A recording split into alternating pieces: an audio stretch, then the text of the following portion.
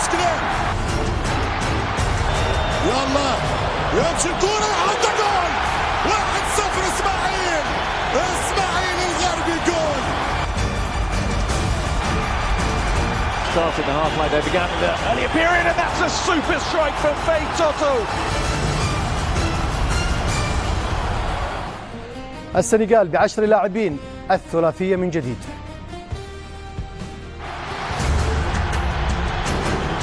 السنغالية يرفع منطقة جزاء بنين، رأسية في الشبكة جول، رأسية السنغالية عن طريق عبدالله السيك.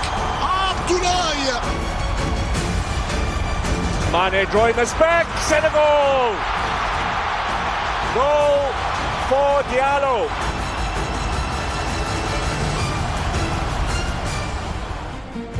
الجزائر من أجل العلامة الكاملة.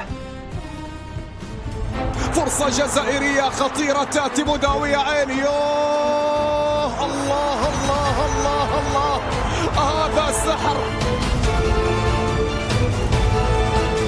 على يسار الحارس يا رياض، على يسار الحارس وعلى يمينه جول. جول يا رياض، جول يا رياض.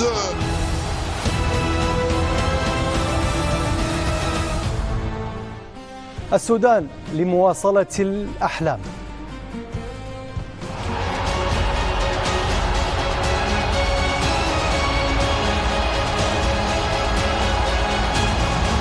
كرة ثابتة المنتخب السوداني، الرأسية جول جول جول للمنتخب السوداني، الفرحة سودانية. أهلا بكم في المساء الرياضي.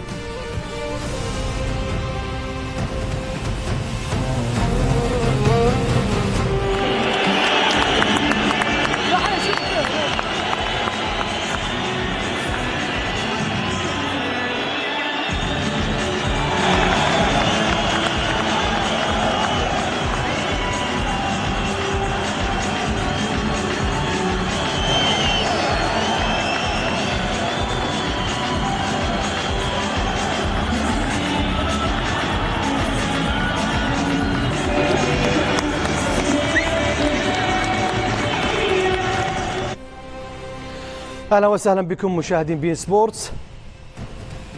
طابت أوقاتكم بكل خير وحياكم الله في حلقة جديدة من المساء الرياضي. ضيوف هذا المساء فتح المولدي، أهلا وسهلا. أهلا مرحبا مشاري. الصورة تتكلم وحدها والتعليق سيأتي من بعد، لأن لكل حادث حديث. رفض الاعتذار من الجماهير التونسية ولهم ألف حق. بدر الدين الإدريسي أهلا وسهلا، مساء الخير. مساء الخير زميلي بشاري، مساء الخير لزملائي الأعزاء، مساء الخير لكل المشاهدين والمشاهدات الكرام. بلاي ميكر ما شاء الله في أكثر من مركز، متألق مع الزملاء. والله بحسب ظروف الخطة اللي بتمليها أنت. مرة مهاجم، مرة مدافع، والله يا أخي عيتني. في كل مكان تؤدي. الله يحفظك. والنتيجة دائما تؤدي إلى عبد الكريم الشمال. أهلا وسهلا، مساء الخير. أهلا فيك، مساء الورد. مساء عليك وعلى مشاهدينا الكرام والأخوة الزملاء في الاستديو في ليلة نيجيريا بالعلامة الكاملة وتونس ما تونس. صابغ الراوي في نفس المكان وفي نفس التأثير، مساء الخير. مساء الخير يا مشاري. يعني عطفا على ما أو استكمالا اللي بيقوله عبد الكريم، أنا بقول إن نسور كورتاج يصنعون التاريخ لمنافسيهم. كلمة صابر وما شاهدنا من انزعاج من الجماهير التونسية تعطيك الحق في التعليق. بالطبع ما اعرفش، انا اليوم قالوا لنا الفريق التونسي يلعب مقابله، انا ما ريتوش. اللي ريت الجماهير حاضره، وكاني بالفريق التونسي غاب عن الميدان، كان نائم كما صديقنا حسام نام في وقت ما. الفريق التونسي نائم والله. فريق لا روح لا قليب لا فنيات لا تكتيكات ولا هم يحزنون. هنا الجماهير خارج الصور من حقهم. هو الجماهير هذيك برك معناها كل الجماهير التونسية غاضبة، مترشحين رانا مترشحين. أنا عرضني أحد الزملاء عبد العزيز الناصر حقيقة، قال لي هرد لك، بعد قال لي نسيت ترشحته، لأنه فعلا هرد لك. البارح كنت تتذكر العنوان مشاري، العنوان متاعنا كان تونس للاعتذار ورد الاعتبار. ورد الاعتبار. اليوم لا اعتذار ولا رد اعتبار. لا اعتذار من الجماهير، بل بالعكس الجماهير جابت اليوم، معناها جابت قلت اكثر من 10,000 مشجع. سامحني، الجماهير حاضره اكثر من الفريق. الجماهير معناها تحس عندها نشاط اكثر من الفريق. فريق نائم، فريق كارثه، الى حد وانه سامحوني نتفرج انا مع عبد الكريم ومع بدر ومع الاصدقاء الكل، معناها رقدنا مع المقابله، نمنا مع المقابله. فريق تونسي مقلق جدا، قلقنا معاه. الفريق التونسي محتشم جدا، خلانا حشمانين. الناس تتفرج، هذا فريقكم التونسي، عندكم الحق صابر، عندك الحق عبد الكريم. فعلا معناها ردة فعل الجمهور هي احسن جواب. طبيعة الحال نحب نقول، نحبش نكون قاسي ياسر، ولكن ساعات القسوة تجي من الحب.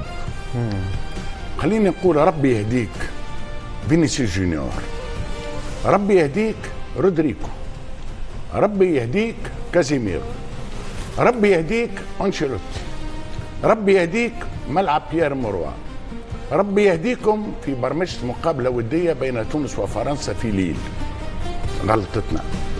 غلطتنا في رواحنا. غلطتكم في ماذا؟ غلطتنا في كنا نظن أن الفريق التونسي مر وكان له حجم آخر، مر إلى مستوى أعلى.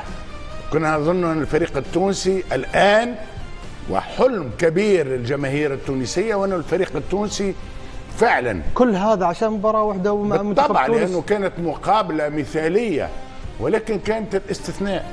القاعدة رجعنا لها، رجعنا لفريق تونسي حزين، لفريق تونسي بطيء، لفريق تونسي ما يفرجش، لفريق تونسي ما يفرحش، لفريق تونسي فعلا بمستوى هزيل جدا. جميل.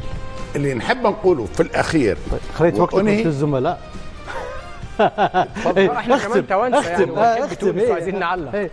اخدم في الاخير. مقابله البرازيل كانت مع الاسف المرجع الذي لا يمكن الرجوع اليه، وبالتالي عادت حليمه لعادتها القديمه. تونس ترشح دون اعتذار ولا حتى رد الاعتبار. نتابع ابرز ما جاء في هذه المواجهه.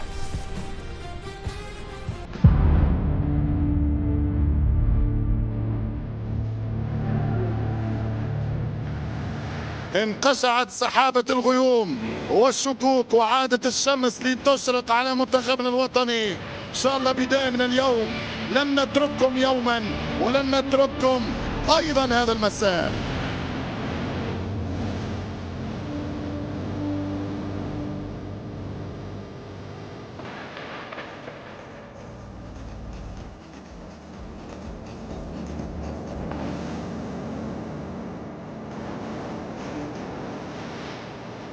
المنتخب التونسي، المنتخب التنزاني بعدة حسابات.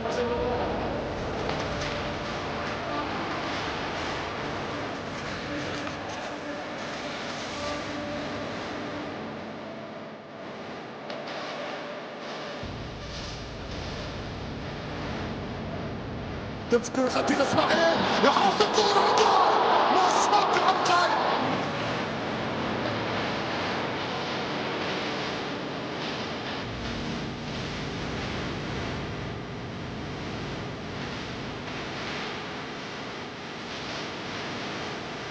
ضربة جزاء للمنتخب التونسي ومشكلات. جون جاك كانتانا بنالتي ومشكلات.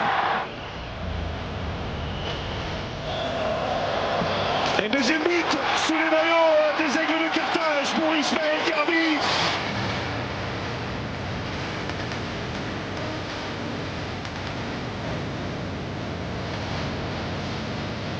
Appearing, and that's a super strike from Faye Toto. He can hit them from distance.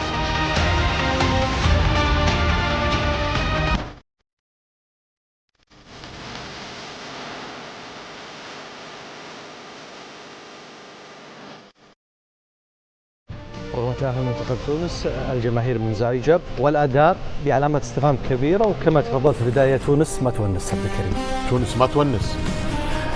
اذا تتذكر بعد نهايه المباراه الماضيه والهزيمه امام نيجيريا اختلفنا في هذا الاستوديو حول ما اذا كان المنتخب التونسي خاف ام احترم نيجيريا، خاف من نيجيريا ام احترمها اكثر من اللازم.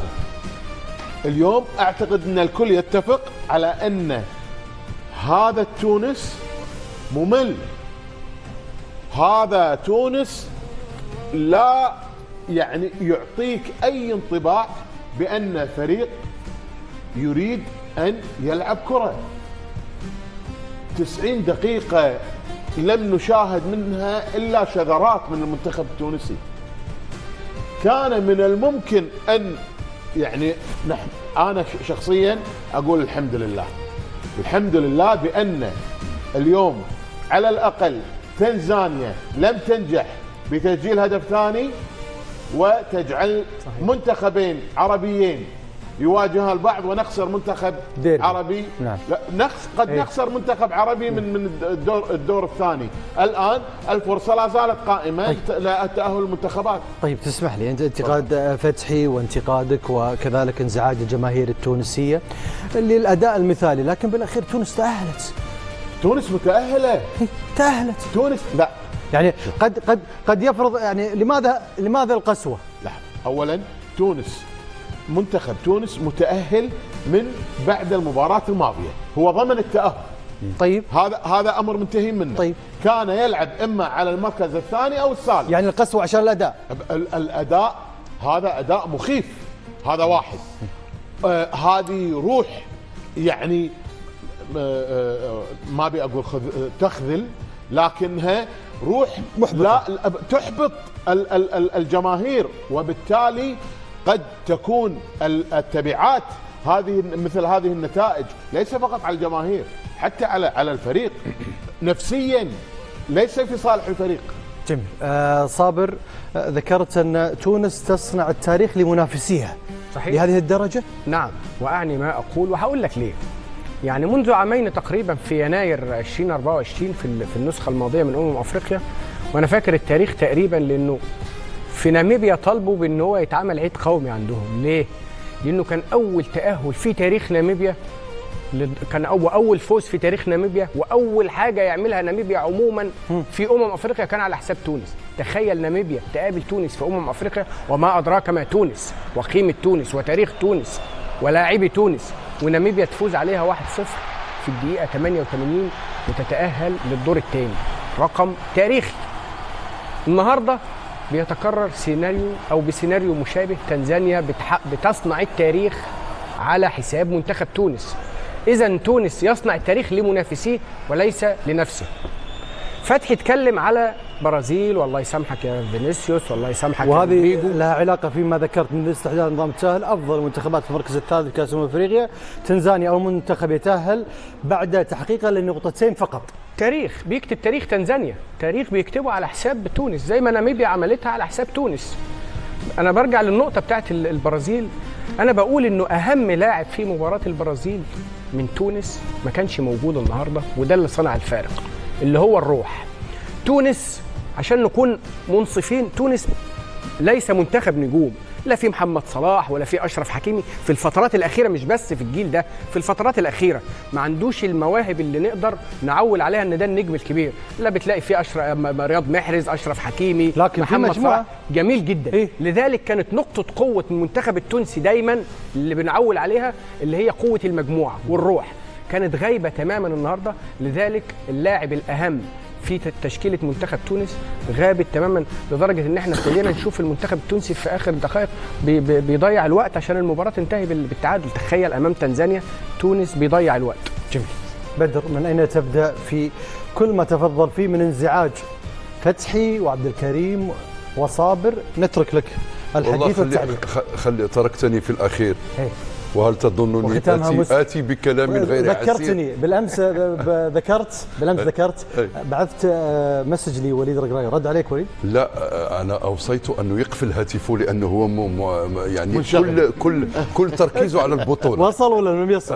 لا، هو وصل بالنسبه لي، لكن هو استقبله جميل يحتاج الى تاكيد. الى مدرب اخر. تركتني في الاخير. نعم.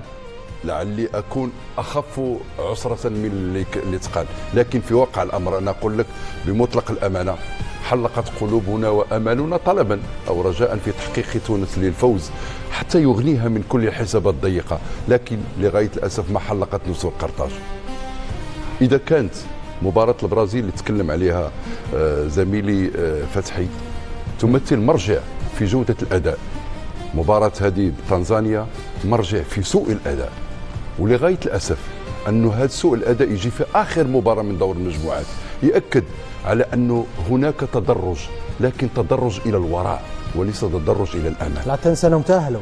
طبعا هذه يمكن أن تكون الحسنة الوحيدة التي يمكن أن تكون عزاء لنا وعزاء للجماهير التونسية. أنا لا أريد أني أغلغل سكين الوجع في قلوب التونسيين، لأنهم اليوم قد يكونوا حزينين للأداء لكن سعداء على الأقل بالتأهل، وقد يخرج من هذا المنتخب التونسي ما كان يقول دائما فتحي، هذا المصباح علاء الدين السحري يخرج امام مالي مباراه اعجاز لا نتوقعها جميعا. ممكن هذا الامر يحدث في كره القدم. تسمح لي اسالك سؤال؟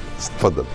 المنتخب الايطالي سابقا وانتم عاصرتوا المنتخب الايطالي لا يكون مقنع في دور المجموعات وينطلق من الادوار الاقصائيه. اكيد قد يكون تونس. لماذا هذه الاحكام المسبقه؟ لا، ليست احكام. انا قلت لك ممكن أنه تكون هناك إضاءة سحرية في مباراة مالي، والإخوة التونسيين أكثر ناس يعشقون الكرة الإيطالية، وأكثر منتخب كان يلعب بالكاتيناشو الإيطالي. أنا أذكر مباراة وقد تبدأ من دور ثمن النهائي. ممكن يبدأوا، لأن فريق لا يمكن أبدا أنك تعطيه حكم قاطع أو جازم. ممكن يكون اليوم مرجع في السوق وبكرة أو غدا يصبح مرجع في الجودة في الأداء، من يدري. تحدثت عن الجماهير التونسية، علقت بعد هذا التأهل والنتيجة التعادل منزعجة من الأداء. نتابع. لم تكن راضيا عن أداء المنتخب التونسي على الأقل في الشوط الثاني، لكن يبقى المهم هو تحقيق التأهل. السلام عليكم. والله الولاد كوروا بالقديه مع نيجيريا، ما فهمتش انا سامي ترابلسي ايش عمل، بدلها التشكيله الكل، لا كومبوزيسيون عاودها بجمله، حاسيلو شفنا ماتش سانز اوكين افيكاسيتي، ضايعين لي جوار الكل ضايعين، لا ديفونس احنا سي نوت بوين فور، ما لقينا حد، سيتي زيرو. ما نحطش الغلطه في الولاد، انا الحقيقه المشكله نتاع الكوتشينغ.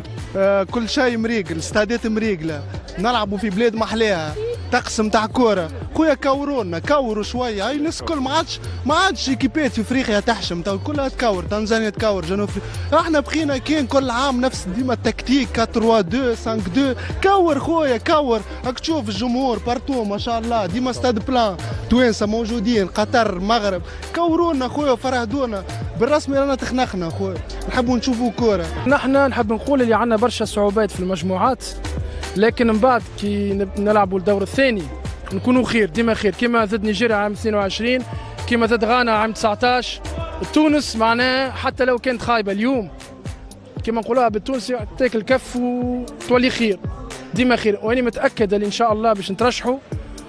وما تهمني كان النتيجه، الاداء ما عندوش تو ماهوش موضوعنا، النتيجه هكا هو وبالنسبه لي معناها تعمل 9 نقاط في المجموعات مثلا وتخرج من بعد، ما التاريخ ما يقيدلكش. سامي ترابلسي يشوف لنا بالله حل الاخر خاطر كان ما نكملوش، ودحمان اذا كانوا تعب بدلوا، مش بالضروري باش يكون دحمان، توا يغلط في غلطات كبار كيما البونتو اللي خذاها اليوم غلطه كبيره.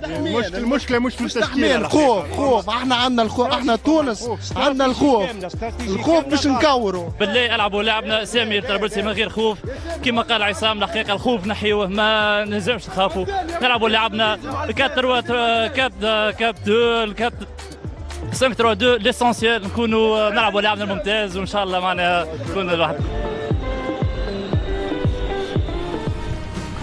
سجلت ابرز ما ذكرته الجماهير التونسيه، الابرز منها ضايعين، سامي الطرابلسي يشوف لنا حل، الخوف الخوف الخوف، و يعني اخر من عبر بألم. نلعب لعبنا، يعني نلعب لعبنا حتى لو نخسر. صحيح، قلوب معبيه برشا، لانه مش هذا الفريق اللي نعرفوه، لانه اليوم هبطنا الحسره، لانه ما نجموش ربما نقدموا وجه اتعس من اللي وريناه اليوم. نقول اليوم وصلنا للحضيض للاخير. هي معاينه توجع، لكن معاينه فيها امل. المعاينه فيها امل. الامل منين يجي؟ ما نجمش يكون الفريق التونسي اخيب من اللي راهو فيه اليوم. ما نجمش يكون يهبط المستوى لهذا، لانه نعرفوا فما امكانيات، فما لاعبين عندهم قدرات، لكن لهنا الصفعه هذه ما عندكش فكره مشاري الصدمه اللي موجوده في تونس. الناس مترشحه مرتين، ما نترشحوش مرتين نترشحوا، مبدئيا الناس تفرح. صدمه كبيره لدى الجماهير التونسيه. جميل. معناها اللي حبيت نقوله وانه اليوم يوم الثلاثاء، المقابله المقبله يوم السبت. قبل المقابله يوم السبت عندي سؤال. تفضل. انتم كوكبه من الصحفيين والجماهير منزعجه، وذكرتم نفس النقطه والفكره الاساسيه في الانتقاد ان الاداء كان غير مرضي، لكن لم تذكروا سامي الطرابلسي. الاربعه لم نذكر سامي الطرابلسي. لا الاربعه. انا اعطيتكم متاحه الفرصه بعد ربع ساعه من البرنامج، والجماهير كانت منزعجه وذكرت اسم سامي الطرابلسي. نشاهد ونتابع سامي الطرابلسي ماذا قال بعد هذا اللقاء، ثم تعليق الزملاء. سامي، كيف تقيم أداء ومستوى المنتخب التونسي وإلى حد راضي عليه أمام منتخب تنزاني مصنف 112 عالميا؟ اليوم لقى المنتخب التونسي صعوبات كبيرة وعجز على الانتصار. يعني بأي وجه يعني سيواجه منتخب مالي إذا كان أمام تنزانيا كان مستوانا هكذا؟ كيف سنواجه مالي، وخاصة أنه طموح الجماهير التونسية هو الوصول إلى الأدوار المتقدمة بهذا المستوى؟ أعتقد أنه جانب من الجماهير ومن النقاد يعتقد بأنه نحن بعاد كل البعد على الأهداف المرسومة. كابتن سامي، أكيد حتى احنا ما احناش راضيين على لا الأداء متاعنا ولا النتيجة متاع المباراة. المباراة ما عادت لعبت في وسط الميدان، ما خلقناش فرص احنا. أكيد اللي بالنسبة لنا زاد كيف ما احناش جايين لهنا باش نظهروا بمستوى سيء، لكن كان الهدف الأول معناتها هو التأهل للدور المقبل. من بعد المنتخب التونسي بإمكانه إن شاء الله معناتها في المباراة الجاية باش يظهر بوجه أفضل من هيك إن شاء الله. أترك لك التعليق، لكن لفت انتباهي أن الأداء لا يعجبنا، وهو مسؤول عن هذا الأداء وتحسين الأداء. بالطبع مسؤولية سامي الطرابلسي واضحة، فنيا مسؤوليته واضحة، لأنه في 3 مقابلات عديدة التغييرات، والفريق ما قيناش اللحمة، ما قيناش الفريق اللي نأمله بشراوة، ما قيناش اللاعب اللي نأمله بشراوة. وقت اللي اليوم في الشوط الثاني كامل فريق غايب. مسؤولية المدرب، وينك كمدرب تتحرك تعمل. فما تغيير في دقيقة 89 زوز لاعبين كانوا ينجموا يقدموا الإضافة، بن محمود وحمد علي بن رمضان. 89 ما معنى تغيير في 89 واحنا 1-1؟ معناها فما لخبطة الحقيقة. ربما سامي الطرابلسي قال غاية متاعنا ترشح. لا سامي، لا غايتنا مش ترشح فقط، غايتنا فما وجه تونس، غايتنا نفرحوا الجماهير، جايتكم بالآلاف، غايتنا مش نترشح بس فقط. هو التعادل. اسمح لي، أنا متفق معاك في اللي قلته في موضوع المستوى.